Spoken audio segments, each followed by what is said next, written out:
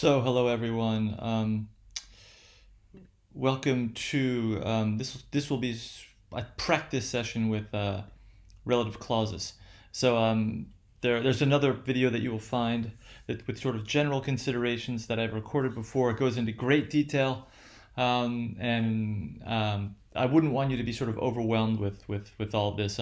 We're just kind of patching up some things that we haven't really had time to see. To spend really too much time on, and that I think it's sort of a remaining thing that we haven't really had the chance to work through very well. So to do this, you'll see here that we have our we're just going to do a few exercises. I think it's sometimes the explanations get so involved that you might get confused. So one approach is just to do this is a certain type of exercise that might make it clearer. Okay, because there's a few difficult things about relative clauses.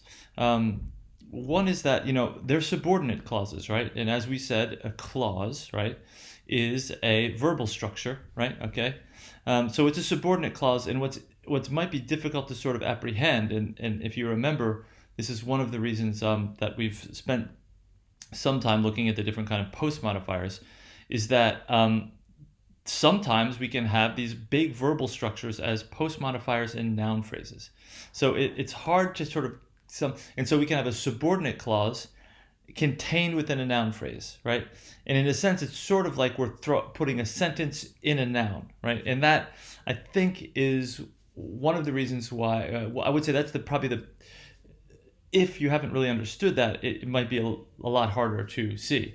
If you remember, we kind of had to briefly review these kind of post modifiers. For example, so here, let's say we have the movie was very exciting. Fine. So hopefully you all see that the movie is a noun phrase. And here we have kind of a space after it, so we can say, well, what kind of stuff can we put here? And of course, I can put something like I can see I could put a verb en clause here, like recorded. So that's the verb en. That's like the past participle. Recorded last night while the riot was going on.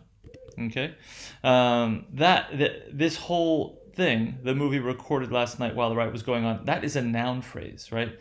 Here we have recorded. That's a verb en clause, right? Because here that's sort of the past participle, right? And while the riot was going on, while the riot was going on, that is going to be an adverbial because it's saying when the thing was recorded, contained within that verb en clause. So recorded last night while the riot was going on is a verb en clause, right? Okay, that's the structure, and the function will be a post modifier in the noun phrase.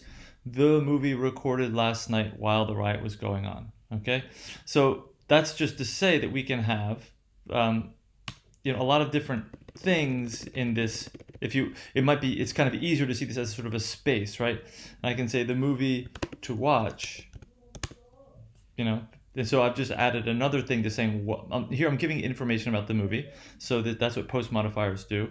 As such, now we've written an infinitive clause, right? Okay, and I can say the movie telling the story about, and then once again I could have, comme on dit en français, un groupe nominal à rallonge, et tout ça s'appelle, c'est ce qui s'appelle l'extension du nom.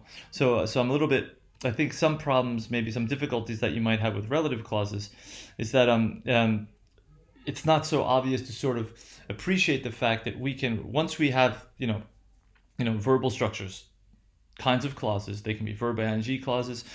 They can be verb en clauses, they can be verb ing clauses, they can be infinitive clauses, right? Okay. Once we have these big, verbal structures, we can have a verbal structure with, let's say, another subordinate clause contained within it, right? Let's say with an adverbial that we just saw, right? We can have these sort of monsters, right? And all of these things are contained within a noun phrase.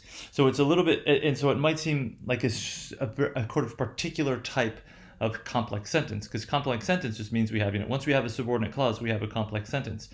So it's, in a sense, it seems like we have a simple sentence with a complex noun, right? So that's sort of almost a debate you could have. These are sort of different kinds of complex sentences, right?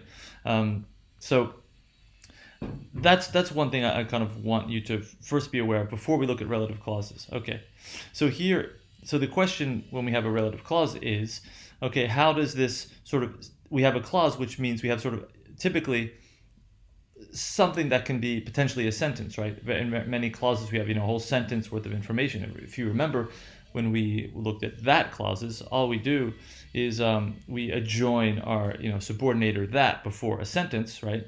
And you have a that clause, right? So that's it. That's sort of the most obvious example of the fact that a clause contains sort of a sentence worth of information. Okay, so relative clauses do this also. And by the way, this is what happens when we have subordinators like because, while, he was a good worker because he was a good worker, right? We just put this subordinator, right, which is subordinating conjunction, before a sentence, and it becomes a subordinate clause, like magic. And then once we do that, we can, for example, use it as an adverbial, for example, if we put because before something that would have been a sentence. So that's an important thing to understand. So here our question is, okay, so how do these work? How do these particular subordinate clauses that are post modifiers, right? How do these things fit into noun phrases, right? Okay, so the first thing to notice is this. We're going to kind of work backwards, right? I think this will hopefully be a clearer way to see it. You'll notice that we have, in a sense, two sentences that we want to combine. We have one sentence, we watched a movie, and then we have another sentence, the movie was very exciting. Okay, fine. So the idea is we have sort of let's say the primary idea that we're trying to give is that, oh, the movie was very exciting. That's the main idea of our sentence, so we might want to contain the ideas in this one, the fact that we watched it, usually to identify the movie, saying which movie we're talking about, the one that we watched. So what's important is that in a subordinate clause, we have a noun that is used in two different sentences, right? And so here we have our head noun in a noun phrase, right? Here we have movie again, right? Now it's not exactly the same noun phrase. We have different determiners, okay? But it's at least the head noun in these respective noun phrases, the movie and a movie, are identical. And so if you remember, when we have two nouns, instead of sort of repeating a noun, we're going to use a pronoun. So in this case, we're going to use a relative pronoun to do that. When I talk about sort of pronominal substitution, we'll just give an example. The man walked down the street. The man felt sick.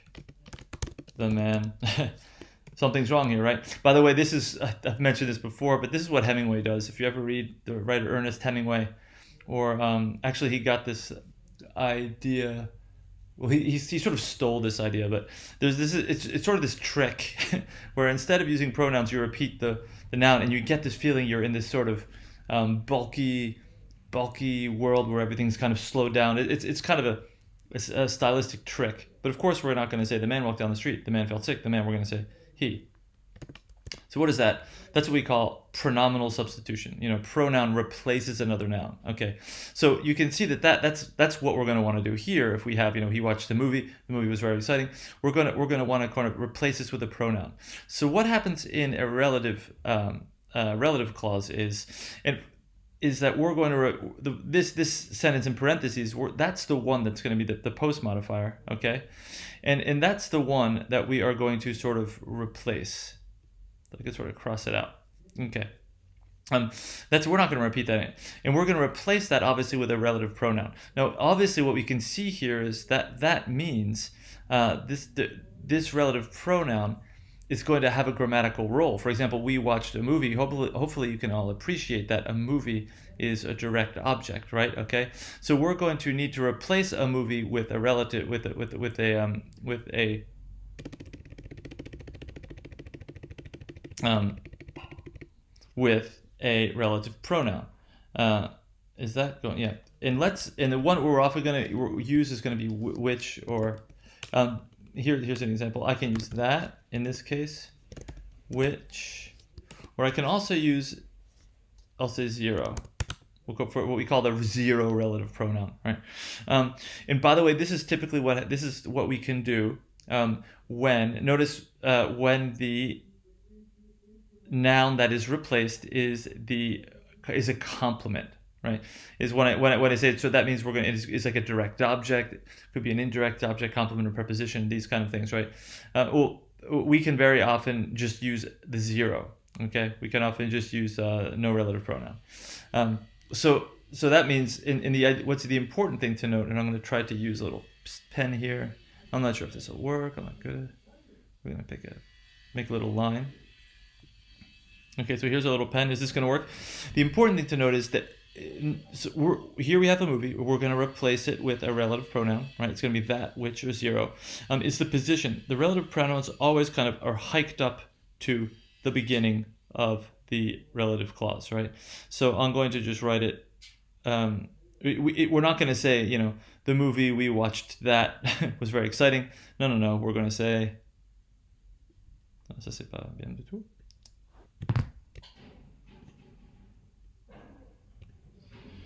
Oh boy. Okay. That did not work. That's not the right one.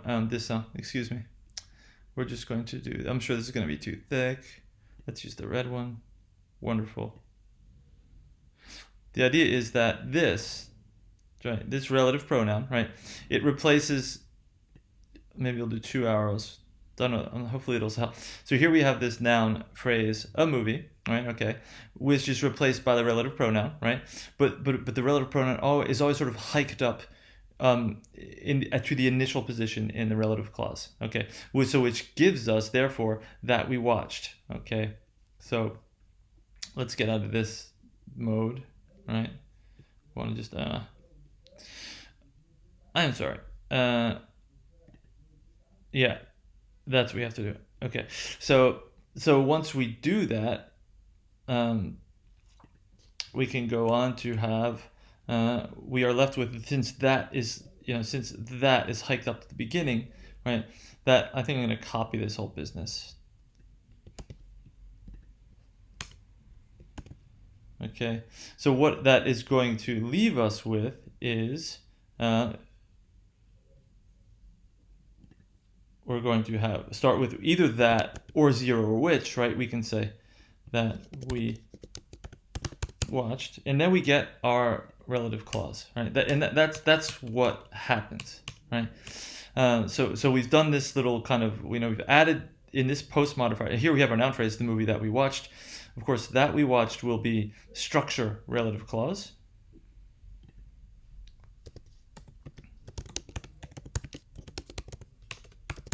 Okay, function post modifier, and that is the most typical. Almost all relative clauses are going to be post modifiers. That is their there's a extremely rare. There's a very rare, exception to that, but they're almost always post modifiers. They're because what they're doing is they're giving information that we watch is giving us information about which movie. So when we do this, that we just have a few words here. I'm gonna get in dessin mode again. We're gonna have this guy, right? This is what we call. Okay, we're getting out of here. We're going back into it. Okay. I'm going to try to. It's not quite as.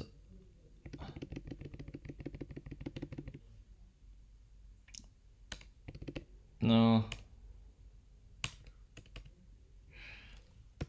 This is what we call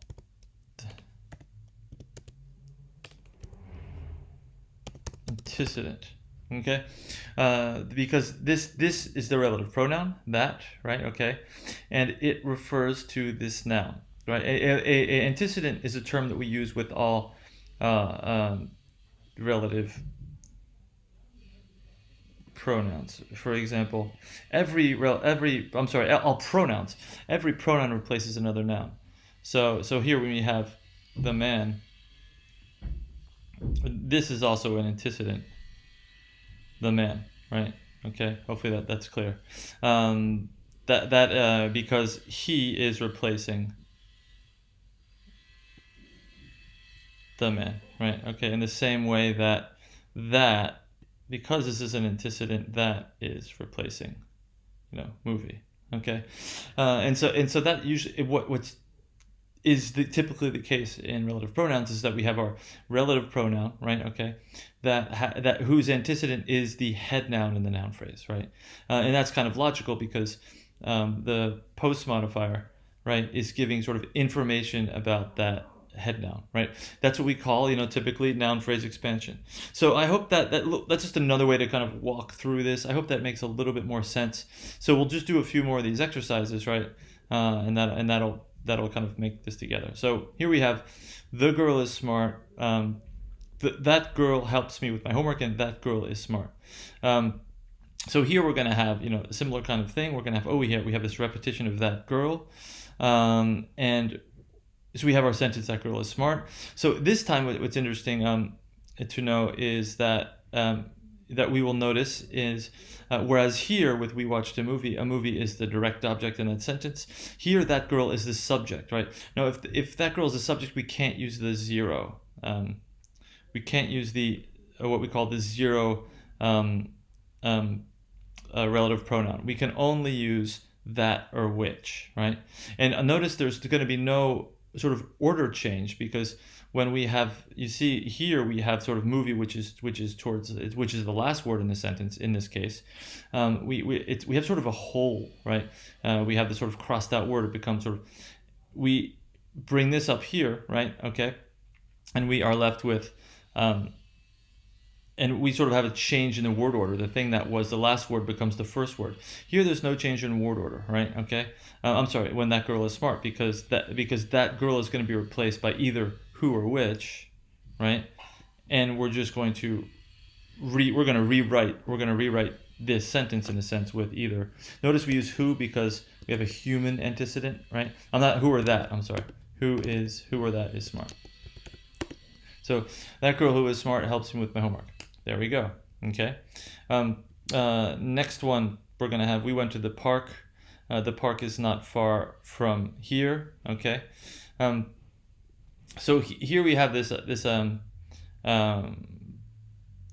little bit more complicated. This is notice we have the grammatical role of park. First of all, it's going to be the complement of a preposition here, right? The park is, we're going to replace, this is going to be our antecedent, the park. So we're going to replace it with a relative pronoun here. So here it's a complement of a preposition, but it's important to notice that it is what we call locative.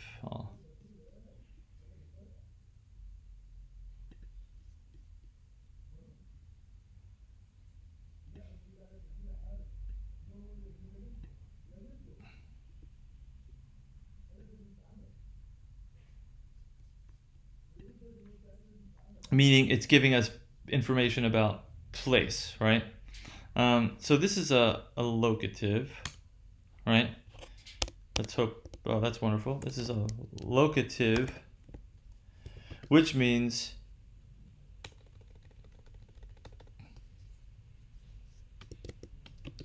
we use where as a relative pronoun. And it's a strange relative pronoun, right? It doesn't really replace the noun, right? It actually replaces, what it will replace will be the, notice a locative is adverbial, it's going to replace the whole thing, right? So in a sense, I'm sorry, I should underline this better. The locative, I actually, if we're going to be really accurate, and we should be really accurate, what's actually replaced is sort of adverbial information, what we're talking about, where we went, right? So this gives us this, and I don't want you to get too hung up on particulars, but this is just to say that some relative pronouns are not purely nominal, right? Okay, the park where we went. Okay, and that's another. That is another. Whoops. That is another relative pronoun here. Where. So notice where doesn't replace the park, right? It gives us. It really replaces what we say sort of adverbial information. So that's a little bit, that is a little bit more difficult. It's a little bit. It's, let's say, it's less typical. Well, not. I mean, there's a lot of these, but it is less sort of prototypical. Okay. Okay, here we have, I was looking for my coat, I found the coat. So I'm going to sort of use this sort of pen strategy again. I'm going to give us some more space. We're going to use this dessin thing. We're going to click it. So here we have, notice, so we have coat is going to be our,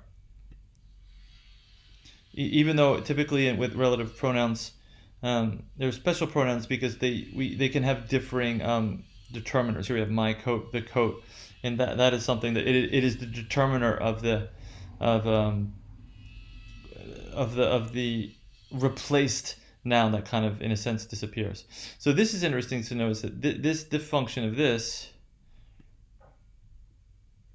I'll write it, I guess. We're going to try that, right? We're going to see how that works. Probably won't work as well as I want, typical. Or it's okay. All right.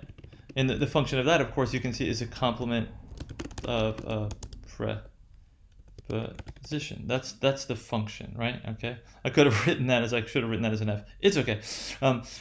So the idea is what we have here is, once again, we're going to replace my coat, and we're going to, and obviously the relative pronoun is going to be, scooted up here towards the beginning of our relative clause, right? And that's going to leave sort of this, what we call this dangling preposition, right? Okay. So that means we're going to say, I found the coat I was looking for, right? That we have this sort of hole here. We see that very often we have this sort of, this becomes, I can do this. I'm going to try this. I'm going to kind of cross it out, sort of accentuate the fact that this, once we replace my coat with the relative pronoun, it's no longer appears in that sentence, and that's going to leave sort of this dangling, we call it dangling preposition, this preposition with nothing after it, right? Just so you know, but we can also, there's another strategy, we can actually move the whole thing up. I can say, I found the coat for which I was looking, right? And that's how we do it in French, right? So it is possible to sort of, I would say, remonter la préposition avec son pronom relatif, sachant qu'on ne peut pas employer that lorsqu'on fait ça, parce que that ne va pas du tout marcher comme complément de préposition. Alors là, c'est compliqué parce que j'ai ajouté un truc. Là, on va copier ça parce que ça va être pas génial.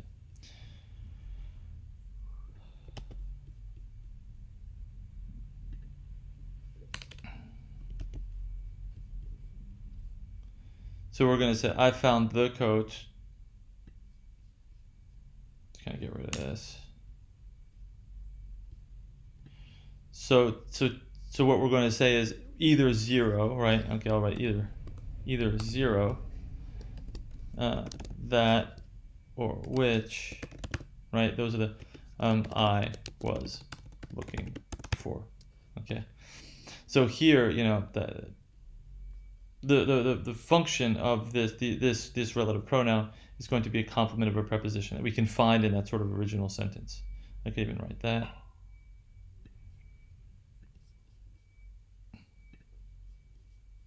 This time I'll do it differently.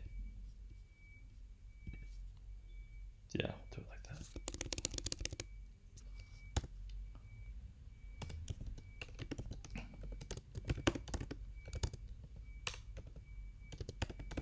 that. Okay, preposition. Great.